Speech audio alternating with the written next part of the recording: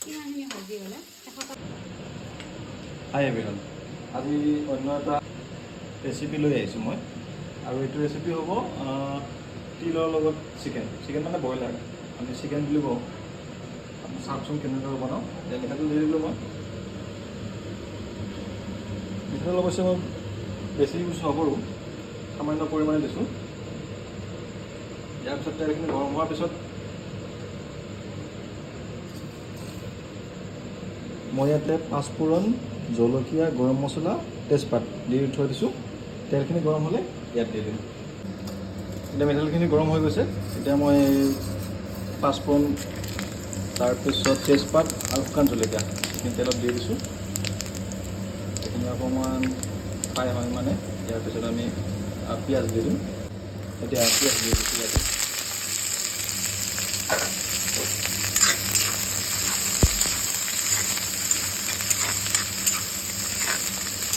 ইয়াৰ পিছত ইয়াতে আমি সামান্য পৰিমাণে নিমখ দি দিম। নিমখটো দিলে পিঁয়াজটো গলি যাব। এতিয়া নিমখ দি দিছোঁ। এতিয়া মই আদা নহৰুখিনি পিচি ৰাখিছিলোঁ আৰু এইখিনি মই ইয়াতে এতিয়া দি দিছোঁ।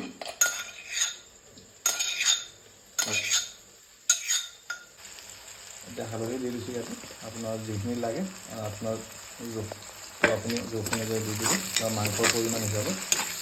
বৰ বেছি মাংস নহয়, আজি আধা কিলো আনিছোঁ। মানুহ যিহেতু তিনিটাহে খোৱা, সেইকাৰণে ইয়াতে মই যিখিনি লাগে সেইখিনি মই দি দিলোঁ হালধি। ইয়াতে কিছু জিৰা গুড়ি মই এড কৰি দিছোঁ এতিয়া।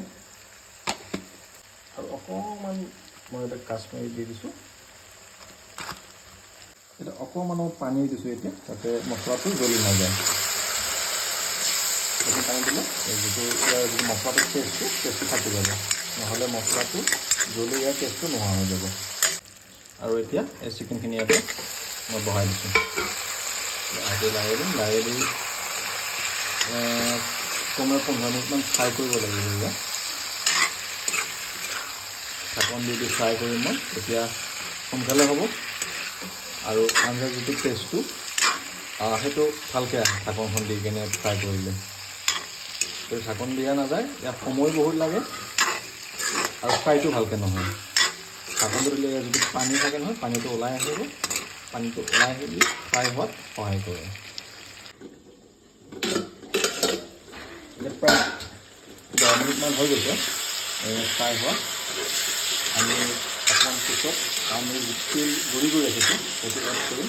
তিলটো যিহেতু ভাজি কেনে গুড়ি কৰিছোঁ, মিক্সিত গুড়ি কৰিছোঁ, গতিকে বেছি সময় ফ্ৰাই কৰিব নালাগে তিলটো, নহ'লে তিলটো জ্বলি গৈ ইয়াৰ টেষ্টটো বেয়া হৈ যাব। এতিয়া আৰু আমি অকণমান সময় আকৌ ঢাকন লগাই দিম। এইবাৰ ঢাকন খুলি আমি তিলটো এড কৰি দিম। ইয়াৰ প্ৰায় 15 মিনিট ফ্ৰাই কৰিলোঁ আমি। এতিয়া ইয়াতে আমি তিলটো এড কৰি দিম।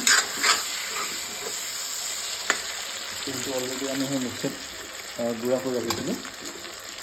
3 চামুচমান আমি তিলটো দিলেই হৈ যাব। বেছি দিলেও আকৌ ইয়াৰ সোৱাদটো বেলেগ হৈ যাবগৈ। আপুনি দিব পাৰে, কিন্তু ইয়াৰ সোৱাদটো আকৌ বেয়া লগা হৈ যাব। তেনেকৈ আপোনাৰ মাংসৰ পৰিমাণ হিচাপে ইয়াত কমকৈ দিলে খায়ো ভাল পাব।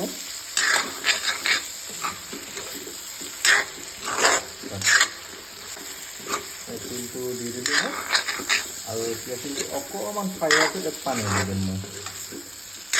বেছি ফ্ৰাই কৰিব নালাগে, তিলটো যিহেতু ফ্ৰাই হৈয়ে আছে, নহ'লে তিলটো জ্বলি যোৱাৰ চান্স থাকে। এতিয়া মই পানী এড কৰি দিছোঁ ইয়াতে। পানী বেছিকৈ দিব নালাগে, অলপ গ্ৰেভি টাইপ ৰাখিলে ভাল হয়। তেতিয়া মাংসটোৰ লগত তিলৰ যিটো কম্বিনেশ্যন, তেতিয়া খাই ভাল পাব। কিন্তু বেছি পানী দিলে তিলটো যিটো আমি কমকৈ দিছোঁ পনীয়া হ'ব। এতিয়া অকণমান পানী দি দিম মই, পানী দি কিনে ঢাকনখন লগাই দিম। কিছু সময় 7-8 মিনিটমান ঢাকনখন লগাই দি দিম। তাৰপিছত আমাৰ যিটো তিল চিকেন হয় সেইটো ৰেডি হৈ যাব খোৱাৰ কাৰণে। প্ৰায় 10 মিনিটমান আমি পানী দিয়াৰ পিছত ৰাখি থ'লোঁ। মাজে মাজে লাৰি আছোঁ, নহ'লে তলত লাগি যাব। ইয়াতে অকণমান মই গৰম মছলা এড কৰি দিম। কম পৰিমাণে আৰু তাৰপিছত দি দিম ইয়াতে কচুৰি মেথি দিলে ইয়াৰ সোৱাদটো অকণমান ভাল লাগে কচুৰি মেথি অকণমান এড কৰি দিলোঁ ইয়াতে এতিয়া ইয়াক